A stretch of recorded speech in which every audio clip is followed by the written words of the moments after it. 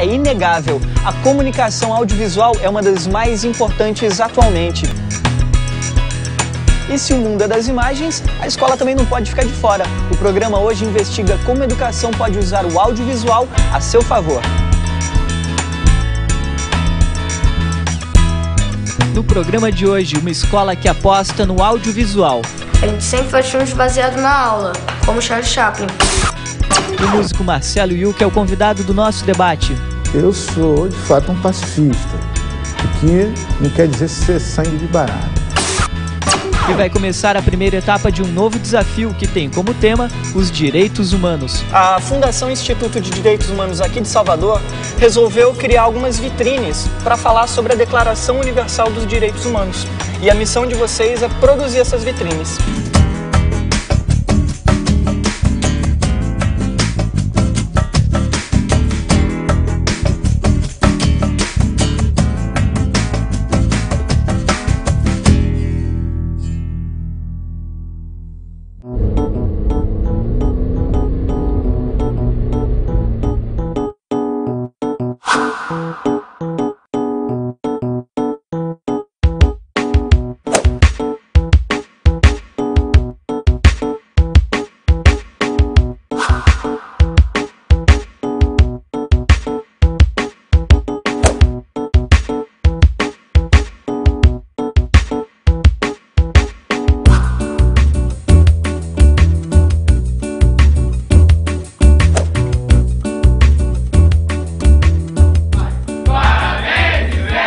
Aqui no Instituto Superior de Educação do Rio de Janeiro eu consegui achar o Cássio e a Mercedes. Você acha que o audiovisual de alguma maneira pode ajudar na educação? Ajuda muito na educação. Várias apresentações, trabalhos inclusive, né, de literatura brasileira, de várias matérias, até geografia, história, usa o vídeo para apresentar dentro de sala de aula, apresentar para a escola inteira. É muito interessante. Esse projeto, sabe, ele veio assim para dinamizar. E no teu caso, Mercedes, você acredita que a educação e o audiovisual podem assim andar juntos? Podem. Tem alunos que eram muito ansiosos e quando começam no audiovisual lá em cima, eles são do fundamental, eu vejo o estímulo deles ao estudo. E você, Cássio, acha que o cinema brasileiro ganhou uma boa projeção lá fora ou ainda é um país da novela, futebol, essas coisas? O cinema brasileiro é mais real, muito melhor, né, em alguns sentidos, muito melhor que esses filmes de grandes explosões, porque ele te propicia isso, né? Ele te propicia você ali dentro. Você é um daqueles personagens.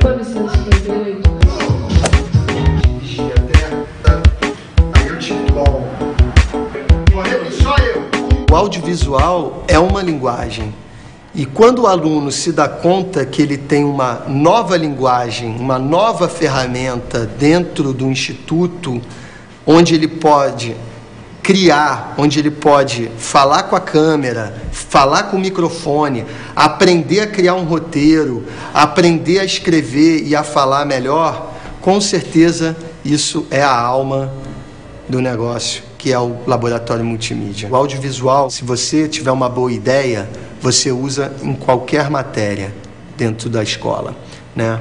Só que tem muito professor que desconhece essa linguagem, então ele fica distante.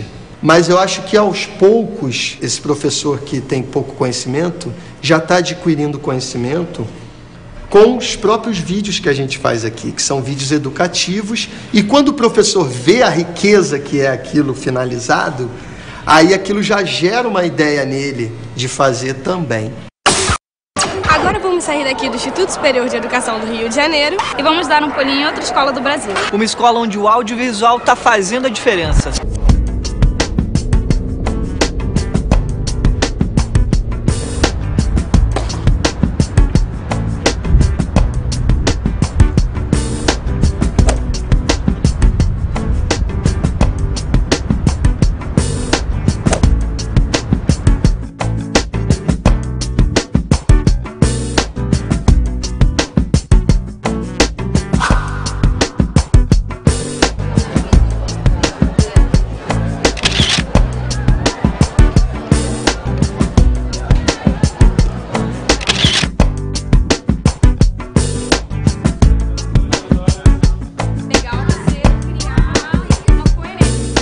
Thiago da Silva Paranhos Pereira, eu tenho 12 anos, eu sou do 7º ano do ensino fundamental e eu estudo no colégio KFRJ.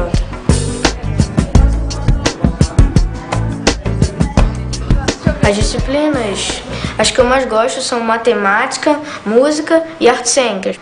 Aí nesse ano eu resolvi fazer aula de cinema porque eu achei interessante, queria saber como é que eles faziam esses filmes. Cada diretor tem um olhar sobre aquele livro, ele quer destacar um aspecto diferente daquele livro. Então se a gente vir aqui as três versões que existem do Alice no País das Maravilhas, cada uma vai ser mais diferente do que a outra.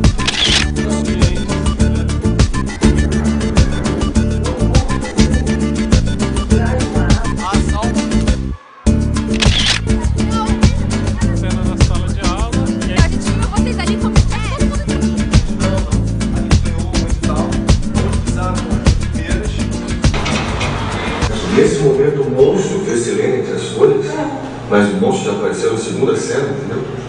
Não, mas ele não aparece, é o monstro olhando para a Silene. É muito comum que o cinema seja usado no interior de uma sala de aula para ilustrar um conteúdo ou para facilitar o aprendizado, para capturar a atenção do aluno. E o que acontece com a gente não se trata disso em absoluto.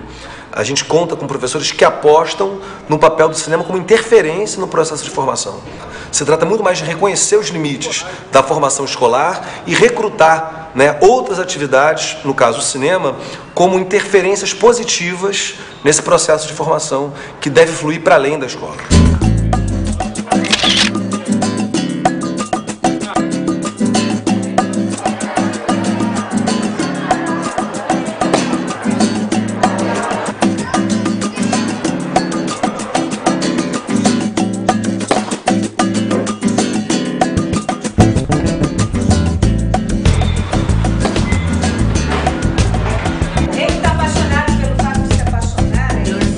A gente está estudando o século XIX em termos de literatura.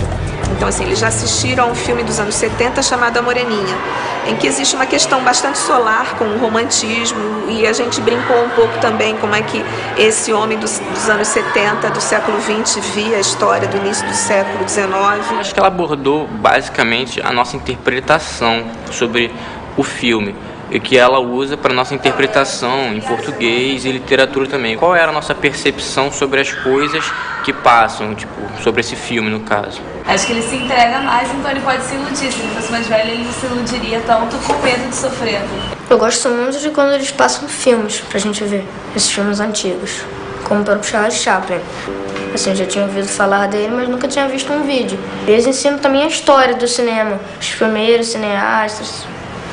A gente procura trabalhar com filmes que procuram resgatar esse momento inicial do cinema em que havia um frescor, em que muita coisa era possível, para que a partir daí se construam outras possibilidades de narrativa, de história, de memória, de escrita.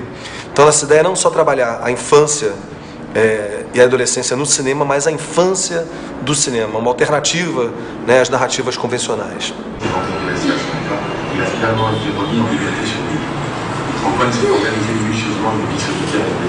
Eu me lembro que no ano passado, oferecendo esse mesmo filme, Antoine Colette, de Truffaut, os alunos disseram que o fato de ser em preto e branco tornou aquilo mais próximo, porque parecia mesmo algo que era da ordem da ficção, mas que ali eles se viam representados como adolescentes sobre a questão de querer ou não querer namorar. Então achei muito engraçado que para eles o preto e branco aproximou e não distanciou.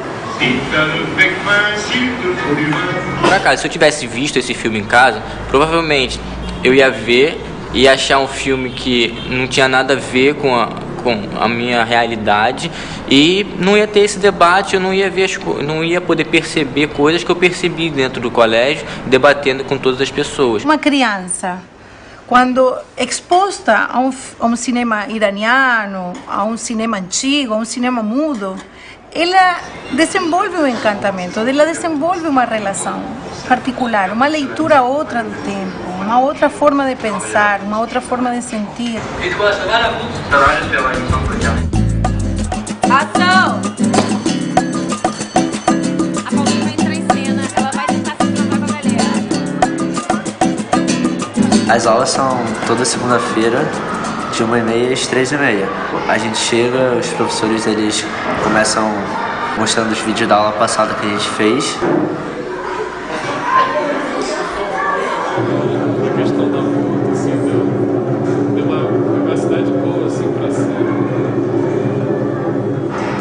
começa uma matéria nova. É roteiro, plano, câmera. Isso é mais para ajustar assim, essa produção de como filmar isso. Cada aula a gente faz um filme novo. Então assim, os licenciados ajudam a gente a montar o tripé, sem fazer tudo. Assim, os atores também, que são a gente mesmo, a gente faz os filmes assim. A gente sempre faz filmes baseados na aula, como Charlie Chaplin. A gente pegou o vídeo dele, aí o professor falou pra gente fazer um vídeo baseado naquilo. Aí mostrou a história do Charlie Chaplin, os primeiros vídeos, e depois deu pra gente fazer um vídeo reproduzindo aquilo. Aí então a gente se pintou, a gente pegou bengala, a gente fez tudo ali. Em casa eu pego a câmera, então eu até treino um pouco em casa, então eu gosto muito disso, de a gente fazer os filmes. Thiago tem uma máquina fotográfica que foi a avó dele que deu de presente de aniversário e o pai deu um tripé a ele, né? E muita massinha, os sapatos da casa são usados para fazer os filmes. Olha aqui, olha. Deixa eu botar esse vídeo que eu fiz aqui. É um dos meus primeiros, olha só. O stop motion é você pegar várias fotos, juntar e fazer um vídeo. E a gente fez uma guerra, ação de dominó, naves, essas coisas. Nossa, ficou muito legal, Thiago. Eu acho que agrega no Thiago, ele só agrega tanto o Thiago quanto as crianças, que faz a escola ser mais prazerosa. Né? É uma maneira mais fácil de se aprender. Né? Você estando ali, fabricando, fazendo, vendo como se faz. Eu acho que o projeto é desenvolver essa sensibilidade em torno do cinema, as possibilidades que o cinema tem de falar sobre o mundo, de falar sobre você, dos pontos de vista. Então, acho que é trabalhar um pouco esse olhar sobre a vida, a cultura, a arte, e que eles possam levar isso para a vida deles inteira.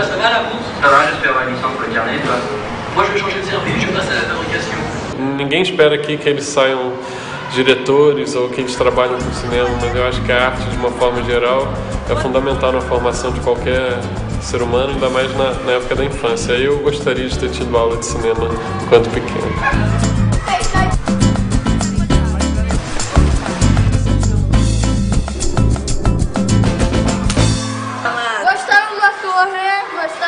Agora já começa a votação. Embora, óbvio, o domínio da língua escrita seja absolutamente fundamental, a gente não vai poder abrir mão dele jamais, mas no sentido da produção, da avaliação, da relação com o conhecimento, eu acho que a gente vai poder, aquele aluno ou aquele professor que se expressa melhor na linguagem escrita, na linguagem em áudio, na imagem fixa, ele vai poder trabalhar isso com muito mais tranquilidade. Isso amplia não só a estrutura do pensamento, né? A estrutura de organização do pensamento. Você poder se expressar em várias linguagens faz o seu pensamento operar nessas várias linguagens. E também a possibilidade de criação. As pessoas podem ser mais criativas operando em linguagens com as quais elas se sentem mais familiarizadas e mais seguras. Pô, sabe uma coisa que eu nunca entendi? Quem foram os bolcheviques? Bolchevique parece até nome de prato de comida, na verdade, mas não é nada disso não. Bolcheviques eram os adeptos do bolchevismo, e bolchevismo é um termo de origem russa que significa literalmente maioria. No final do século XIX, a Rússia era controlada pelo regime czarista, muito autoritário e que desagradava a população. Começaram a surgir forças sociais contrárias a esse regime. Fundado em 1898, o Partido Operário Social Democrático da Rússia acreditava que havia chegado o momento para a classe operária tomar o poder e construir a ordem socialista.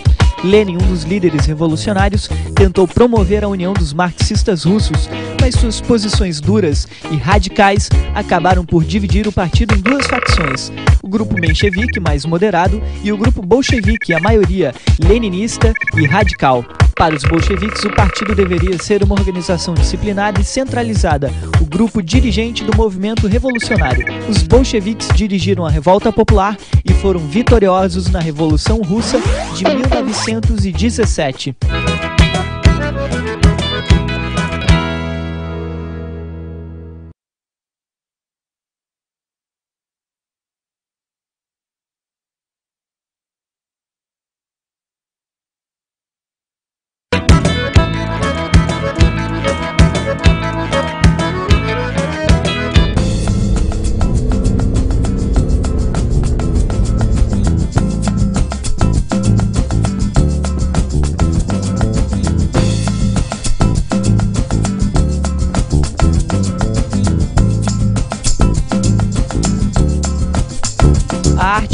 Marcelo e Yuka não é apenas a música. Junto com ela estão muita revolta, luta social e poesia. O fato de eu não ter sido um bom aluno nas regras convencionais não quer dizer que eu não tenha me informado. Yuka foi baterista e principal letrista da banda O Rapa, lançada na década de 90 e que fez muito sucesso por combinar elementos de samba, hip hop, rock e outros ritmos a uma linguagem ideológica combativa. Eu nunca entendi a música como um universo isolado. Eu sempre quis me comunicar com outras artes. Yuka era o principal responsável pela linha da banda, que falava da violência da cidade grande e dos dramas poéticos da vida, entre outros assuntos. Eu sou, de fato, um pacifista, o que não quer dizer ser sangue de barata. Em 2001, um tiro disparado por um assaltante o deixou paraplégico. As pernas ficaram paralisadas, mas a cabeça continuou a mil. Eu não sou a favor da bandidagem, claro que não. Sou vítima deles. Você não deixa de agredir o outro por causa de normas, por causa de leis. Você não deixa de agredir o outro porque você passa a acreditar que aquilo não é a melhor solução. Yuka saiu do rap e criou outro grupo, Frente Urbana de Trabalhos Organizados, o Furto, que é uma banda e também um projeto social. E também se envolveu com o cinema. Está à frente da Companhia Brasileira de Cinema Barato. Para Yuka, a luta não para. Não existe solução rápida, mas existe solução sólida. E educação é uma delas. Galera aqui do Instituto Superior de Educação do Rio de Janeiro, uma salva de palmas para o Marcelo Yuka, nosso convidado. Marcelo, eu vou deixar a galera aqui fazer pergunta. Manda lá, Cássio. Vamos lá, Cássio. Bom, Marcelo, eu sou aqui do Grêmio do Instituto de Educação. Queria saber se tinha como implementar aquele seu projeto do cinema aqui. Bom, eu acho que esse projeto, que chama Companhia Brasileira de Cinema Barato, ele foi criado justamente para isso. A gente pensou assim, cara, vamos reverter essa ordem dos fatos no Brasil de que só quem faz cinema é rico, ou filho dele. Eu não vou te dizer que ali esteja a linguagem ortodoxa do cinema. Não está. Mas está uma criação de uma linguagem que pode até conversar com ela e indagar o que é realmente fazer cinema. Por que o que a gente faz com o celular não é cinema? Por quê? Todas essas perguntas, quando a gente começou a fazer, começaram a vir ao ar. E a gente fez um pequeno filme, assim, roteirizado às pressas, um pequeno filme, mas com um nome gigantesco, que é o filme do filme roubado, do roubo da loja de filmes. Nossa. Justamente porque o filme era tão ruim que a gente precisava de alguma coisa para chamar a atenção. Mas foi legal fazer porque, pelo menos naquela região onde a gente lançou o filme, com as pessoas que a gente produziu, foi a primeira vez que eles produziram um audiovisual que podia ir a festivais. E essa noção de você fazer cinema na marra, igual se faz punk rock, essa noção deixou a gente forte. Vocês têm um núcleo de audiovisual aqui. A oportunidade de ter isso já é uma grande oportunidade. Mas o que fazer com isso é uma oportunidade maior. Então, que tipo de informação, que tipo de história, de ficção, que tipo de documentário a gente vai fazer com isso? Para mim, isso é verdadeiramente uma arma. A câmera, a arte é uma arma, porque ela é espelho da sociedade. Nazistas, fascistas e soviéticos foram os primeiros que encararam o cinema como instrumento de propaganda ideológica e meio de comunicação com as massas. Durante os 12 anos de nazismo foram produzidos mais de 1000 longa-metragens que estimulavam a população alemã a participar do regime. Leni Riefenstahl foi uma diretora que se tornou conhecida por fazer filmes para o Partido Nazista Alemão. No filme O Triunfo da Vontade, ela filmou a convenção anual do Partido Nazista em 1934 e, em Olímpia, documentou os Jogos Olímpicos de 1936, em um filme que trouxe inovações técnicas e estéticas e, até hoje, é influente na cobertura esportiva da televisão. Na União Soviética, os anos 1920 viram nascer um cinema de propaganda revolucionário, que tem como um dos principais nomes o russo Sergei Eisenstein. No filme O Encouraçado Potemkin, Eisenstein parte de um fato fato histórico de 1905, uma rebelião de marinheiros de um navio de guerra para criar uma obra que fala sobre injustiça e poder coletivo das revoluções populares. Eisenstein, Riefenstahl e outros diretores conseguiram grandes sucessos formais e converteram propaganda política em arte, criando obras cinematográficas que, apesar da ideologia que os motivou, são clássicos indiscutíveis do cinema. Será que com as músicas que você fazia com o Rapa sobre a violência, isso te afetou muito? Eu acho que eu tive a preocupação de não narrar a violência como um filme de ação só. É muito fácil falar, a polícia vem aqui, bate, não sei o quê, mas isso a maioria dos jovens, principalmente de periferia, já sabe. Então, eu me preocupava com de onde isso vem, se era possível a gente fazer alguma coisa e qual era o processo psicológico que inseria aquilo. Até hoje, isso me faz refletir, porque quando a gente tem alguma consciência, ela vem da sensibilidade. E essa sensibilização é que eu procuro. Quero perguntar de onde vem. Por que nós estamos aqui conversando sobre isso? Por que a gente tem esse tipo de preocupação e outras pessoas não têm? Ô Yuka, deixa eu fazer essa enquete então, cara. O que você acha que você faz para mudar essa situação de violência, assim? Você consegue imaginar isso? Que eu faço? É. Eu acho que a partir do momento que eu respeito o próximo, né? Uma das formas de você acabar com a violência é você não rebatendo a violência com a própria violência. Não é você ser idiota, é você saber pra você que se você rebater aquilo só vai gerar uma coisa maior e vai virando uma bola de neve horrível que está gerando o que acontece hoje em dia. Você sente uma certa falta de sensibilidade, Yuka, da galera, principalmente das novas gerações que estão tão superficiais em relação à informação, ou seja, falta um aprofundamento da gente no que é educação, no que somos nós? A gente está realmente vivendo uma época em que a informação é muito mais fácil o acesso, mas ela é muito mais rápida. A gente passa por tudo pela superfície, assim. Parece que a gente não se aprofunda tanto. Hoje, o sujeito que tem um blog, ele pode ocupar um lugar de um jornalista, ter opinião. Isso é legal, isso é maravilhoso, é democrático, mas existe um aprofundamento daquela ideia. Por exemplo, quando eu falo da questão do cinema, de fazer cinema a qualquer custo, fazer cinema barato e tal, eu estou falando de uma atitude política e estética. Mas eu também tenho que ponderar que existem pessoas que estudam cinema a fundo e que tem muita coisa para me passar. Uma coisa não negligencia a outra, entendeu? Então eu acho que isso tudo vem dessa época de consumo. Precisamos consumir mais rápido, tudo é rápido demais. Porque você tem que ter outro, recomeçar, isso gera dinheiro. Gera dinheiro para quem? Para quem já tem poder.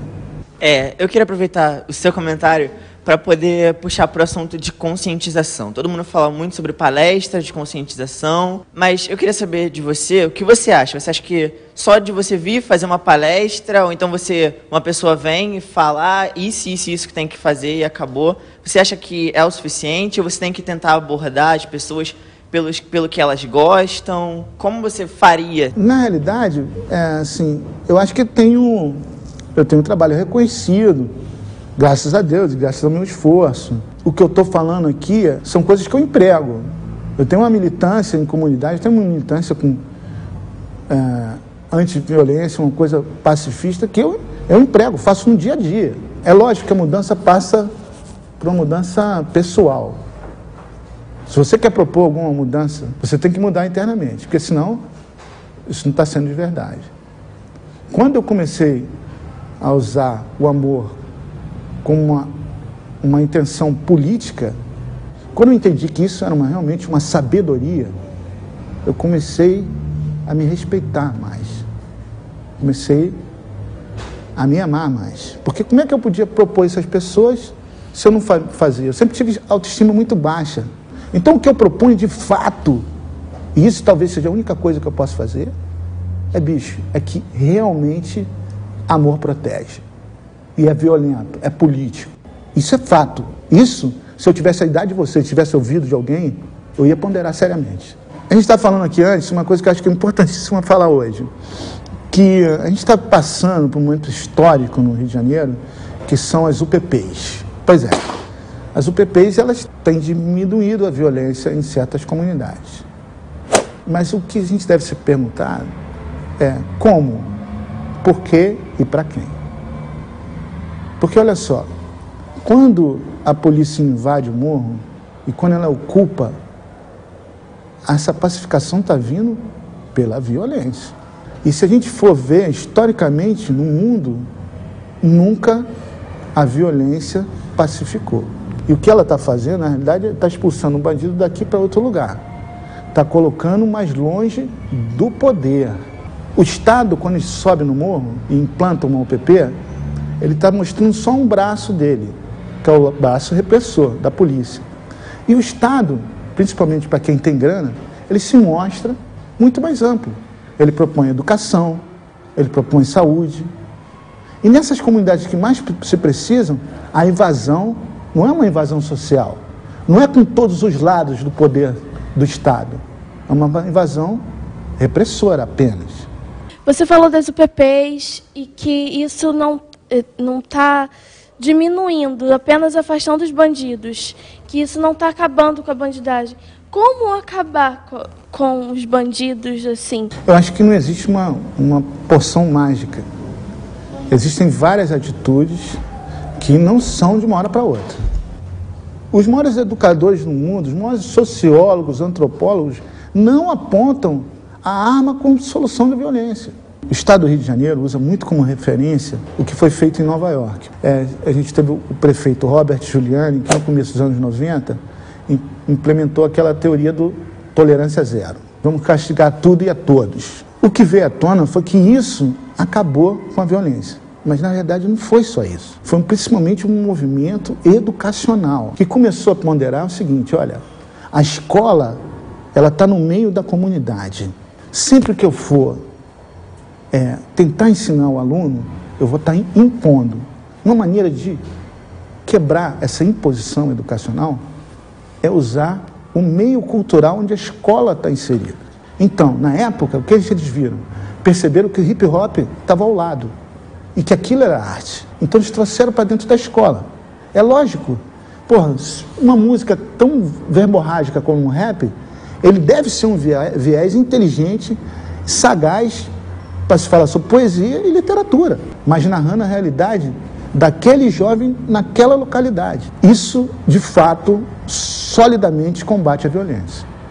Porque educação faz a gente optar por melhores escolhas. Mais do que a imposição da lei, falar assim, não faça isso, não agrida o seu próximo. O mais sólido é você acreditar que não quer fazer aquilo. Como conscientizar essas pessoas a fazerem isso que você está falando? Vestindo uma roupa igual a sua. Estudando. A educação, ela é positiva quando ela dá mais chances para ele exercer sua sensibilidade.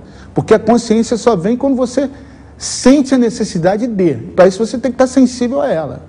Olha, uma pessoa que estaciona o carro numa vaga de deficientes, e não é deficiente, ela muitas vezes, ela nem tem a noção do erro que ela está cometendo. Ela não é sensível àquilo. Eu tenho a impressão que até o Pedro falou, e o que você faz da tua vida é a ação, né, cara? Mais do que ficar falando, ou dando entrevista, ou indo em palestra, você faz. A ação provoca a reação. Exatamente, o que você está falando. Pois é, eu acho que essa reação é muito positiva. O que eu estou plantando é muito positivo, para mim também.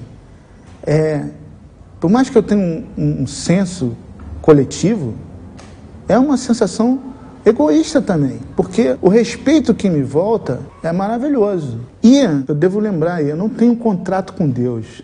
Eu não estou fazendo uma coisa para receber melhor. Não, eu estou fazendo porque eu entendi que esse é o único caminho que eu tenho. Não tem, se eu fizer outro, não é o meu caminho. Esse é o meu caminho. Não tem outra opção. Eu não vou pensar como eles. Eu nunca vou entender que a arma vai proteger. Não acredito nisso. Não pode ser. Não vou embarcar nessa, porque é muito fácil. É tentador, é populista. Fala assim, vamos tomar a medida e tudo vai mudar agora. Vai mudar agora? Peraí, mudar para quem? Por quê? Veja bem, já tem um lado do Vidigal, que tem uma comunidade que tem uma vista incrível. E é bom lembrar que nos Estados Unidos e na Europa, as colinas são lugares de rico, porque tem uma visão melhor. porque são fora do ruído da cidade. Já tem uma parte ali, à direita do Vidigal, que tem mansões. E já tem gringo abrindo uma pousada atrás de outra. Com certeza, o que vai acontecer? Vai ter uma migração da pobreza e a classe média alta começa vagarosamente tomando lugar. Isso é porque o poder entende que pobre não é para estar ali. Veja bem, quando ninguém cria o piscinão de Ramos, tu acha que eles estão preocupados em dar lazer e água boa de tomar banho para pobre? Não, eles não querem que tenha mais gente na praia, na Zona Sul, cara. E isso me faz levantar todo dia. Eu falo, bicho, eu não quero estar nesse bonde. Ô, Ilka, eu queria te agradecer por ter vindo até aqui conversar com a gente, porque dava para ficar horas aqui, né, conversando. Eu queria mais uma vez uma salva de palmas para agradecer. Suas dúvidas com a gente. Não.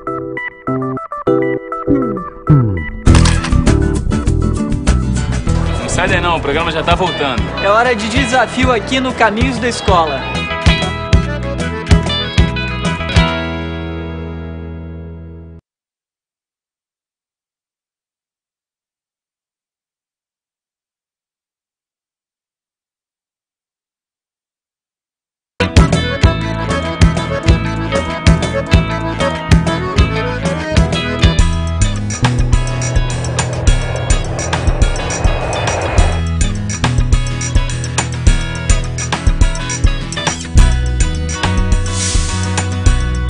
Direitos humanos preservam os direitos básicos que todo ser humano tem.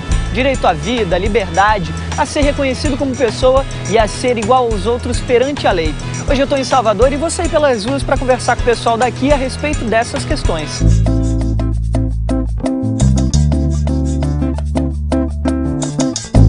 Viviane, você conhece seus direitos e seus deveres?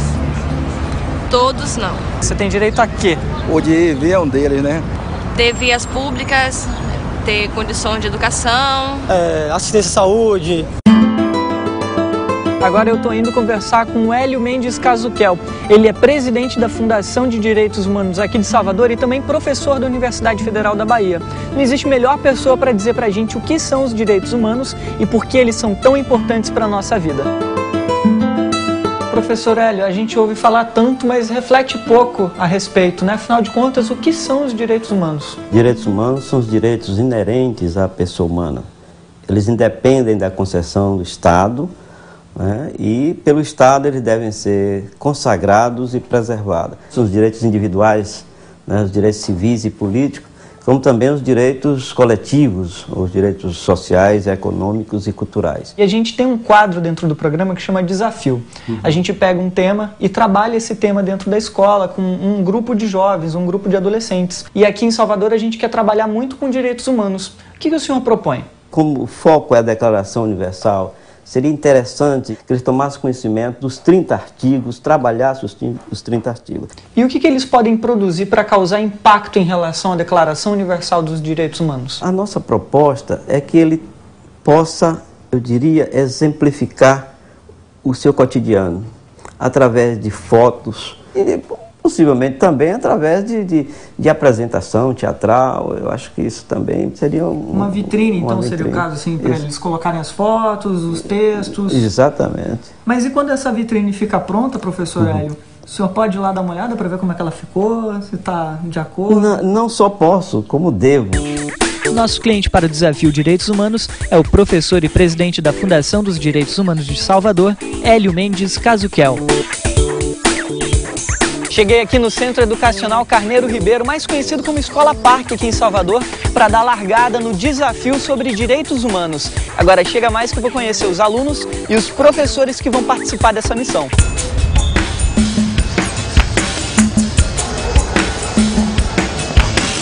Galera, eu sou o Léo Almeida, apresentador do programa Caminhos da Escola. A Fundação Instituto de Direitos Humanos aqui de Salvador resolveu criar algumas vitrines para falar sobre a Declaração Universal dos Direitos Humanos. E a missão de vocês é produzir essas vitrines. Alguém aqui conhece a Declaração Universal dos Direitos Humanos? Você conhece? Vocês acham que a gente vive num mundo igual? Por exemplo, o seu direito é igual ao meu direito? Acho que sim. Alana, você acha que você tem direito a quê, Alana, nessa vida aqui? Várias coisas, a estudo, um bom estudo, sei lá, um lazer. Arnold, você alguma vez já leu a a Declaração Universal dos Direitos Humanos? Já, mas não me recordo não.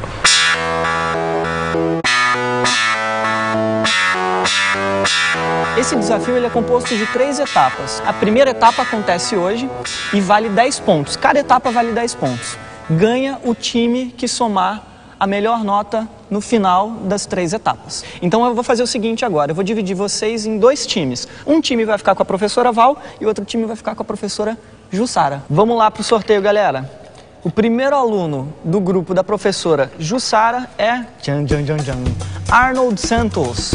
O primeiro aluno do grupo da professora Val é a Jéssica Ribeiro. Vamos para mais um integrante do grupo da professora Jussara, é o Arthur Conrado. E mais um integrante para o grupo da professora Val é a Andresa Glória. Mais um aluno aqui, na verdade são os últimos, né? A Tainã vai ficar com a professora Jussara, aqui a Alana Lima vai ficar com a professora Val.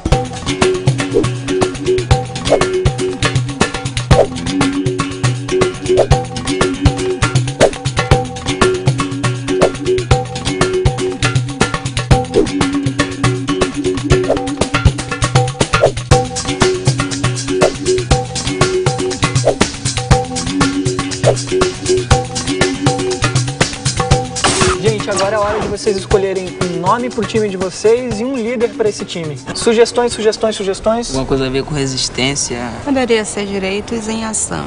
Por que não Resistência e Fé? Mas por que resistência, afinal? Por que vocês escolheram resistência? Porque a gente quer mostrar como se nossos direitos fossem alcançados. Todo mundo estica o braço aí, por favor. Resistência e Fé vai ficar com a pulseira rosa. Alguém tem mais alguma outra sugestão para dar? A professora basta. Ficou? Então, como é que é o nome? Direito em Ação. Direito em Ação. Todo mundo concorda? Com certeza. Vocês são o time Direito em Ação agora, então. Beleza, todo mundo estica o pulso aí, por favor. Alguém aí se prontifica a ser líder? Acho que é Alex. E por enquanto aqui ele tá sendo o cara mais cabeça daqui. Arthur. Arthur.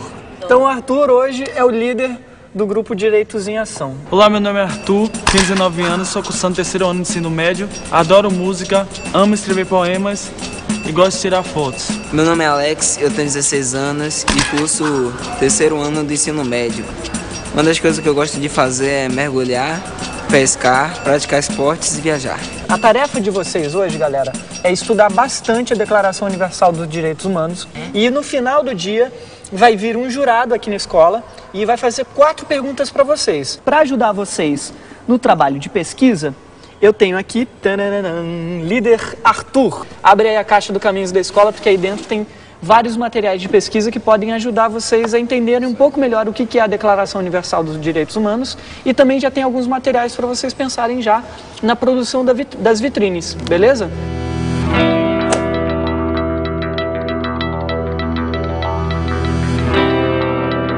A Declaração dos Direitos Humanos tem algumas características que são bem nítidas. A primeira característica é o quê? De ser o quê? Natural. Porque direitos humanos é próprio da natureza humana. Tem que pensar também na questão dos preconceitos, que não é só o preconceito racial, é o preconceito religioso, o preconceito sexual, tem uma série de coisas. Então é começar a pensar num todo, não é só em algumas partes. Se perguntar assim, tem algum artigo da Declaração dos Direitos Humanos que fala sobre o trabalho, que lembrou do trabalhador? Tem. Tem? Qual é o artigo? O 23. Quase isso. Não vai poder estar com o papel na mão na hora. Nada. Base mesmo foi a professora. E com as informações que vieram na caixa. Um ficava com atos, outro ficava com conceito, outro característica, a gente dividiu assim. Galera, chegamos na reta final aqui do desafio, nessa primeira etapa do desafio. E aqui do meu lado a professora Darcy Xavier, que além de advogada, é professora de História e ela é a jurada que vai avaliar as respostas de vocês. A primeira pergunta para o grupo Resistência e Fé. O que vocês entendem por direitos humanos?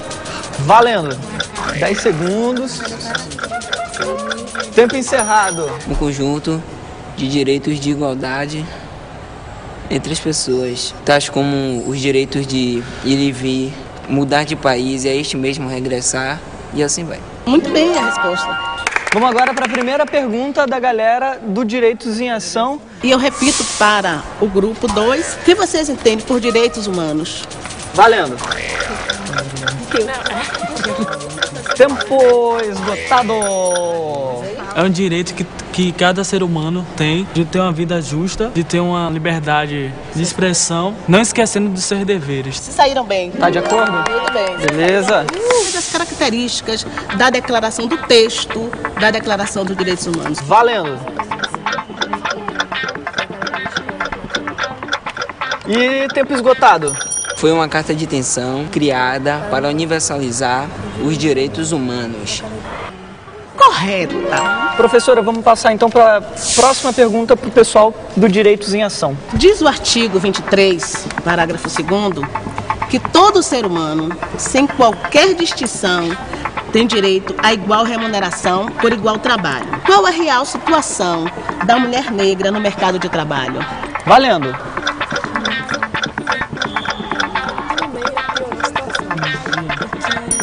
A mulher, por ser mulher, já sofre um preconceito. Quando ela é negra, o preconceito é maior.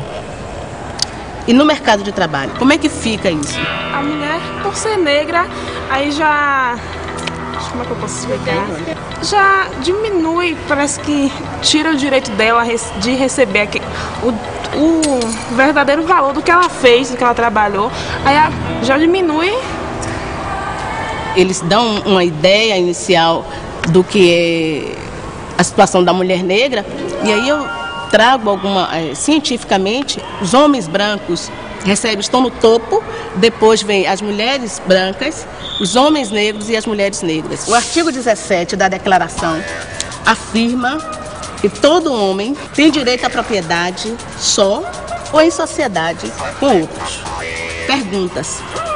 E os sem-tetos e os sem-terras estão incluídos ou excluídos neste artigo? Qual a solução para este problema? Valendo. 20 segundos. Tempo esgotado. As pessoas, em geral, estão incluídas nesse direito de viver só em sociedade. Só que já no caso deles, isso já não entra em prática. E por isso a solução seria a construção de casas populares. A resposta de vocês está certa, mas precisa completar, precisa ter um viés ainda maior com relação aos sem-terra. Como vocês caracterizam a Declaração Universal dos Direitos Humanos? Valendo! Vai acabar o tempo, galera. Atenção, 3, 2, 1.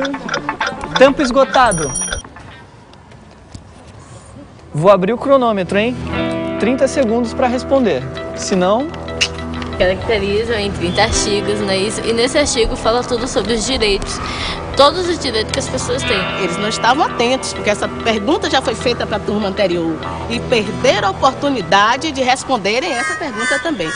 Ela é natural, é um direito natural. Ela é universal, quer dizer, é para todos.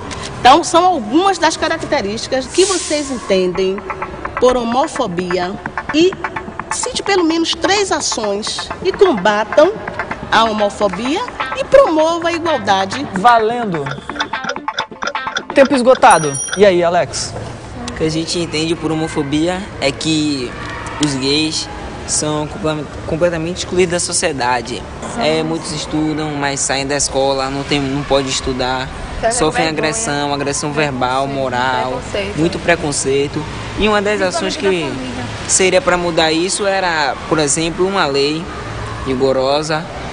Outros serão as questões sociais, é mesmo a inclusão social. Resposta certa? Resposta certa. A gente vai para a última pergunta para a galera do Direitos em Ação. A Declaração Universal dos Direitos Humanos, ela foi adotada e proclamada em 10 de dezembro de 48. E eu quero saber como ela foi adotada. Ela foi proclamada pela Assembleia Legislativa da Bahia, pelo Congresso Nacional, pela Assembleia Geral das Nações Unidas. Valendo. Tempo. É isso aí, galera. Tempo esgotado. Quem é que proclamou a Declaração Universal dos Direitos Humanos? Meu querido líder Arthur. A ONU. E aí, professora? Muito bem. Foram assim, maravilhosos. Resposta correta. Isso aí. Eu tenho o grupo Resistência. Eu Eles responderam todas as questões, mas algumas de forma incompleta. Mas eu acho que o grupo poderia ter ajudado mais Alex, porque aí poderia ter saído ainda melhor, né, as respostas. O grupo de cá... Direitos em Ação. Direitos em Ação. Nós tivemos uma situação. Inicialmente, vocês já perderam um ponto, porque vocês não responderam uma questão. Também, eu acredito que o grupo precisava estar um pouco mais coeso, porque ele precisava de mais ajuda. Vocês discutiam um pouquinho assim, mas na hora da decisão era ele, porque faltou realmente esse apoio mais do grupo. Partindo desse pressuposto todo que nós já falamos aqui, o grupo 2, que é o Direitos em Ação, ficou com 6. E o grupo Resistência com 7. Vocês são os vencedores da primeira etapa. Uma salva de palmas, por favor, né, do time adversário também.